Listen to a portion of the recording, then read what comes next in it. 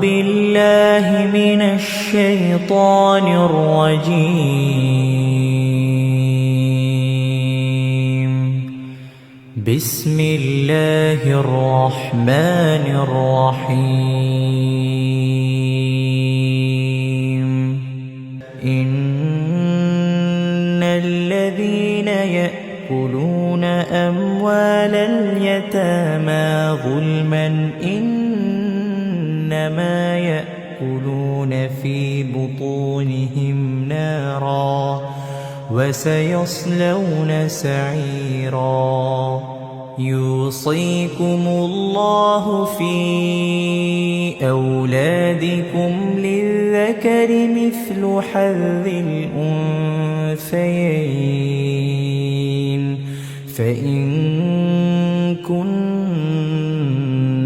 نساء فوق اثنتين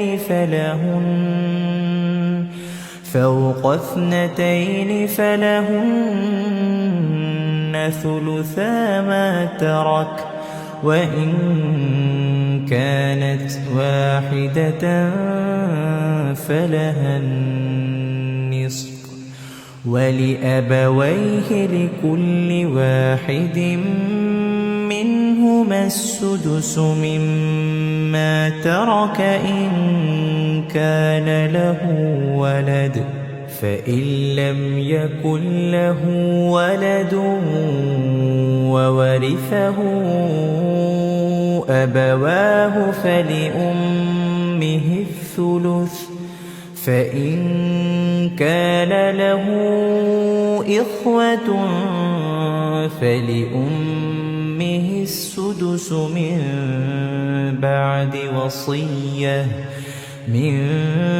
بعد وصية يوصي بها أو دين. آباؤكم وأبناؤكم لا تدرون أيهم أقرب لكم نفعا فريضة من الله إن الله كان عليما حكيما.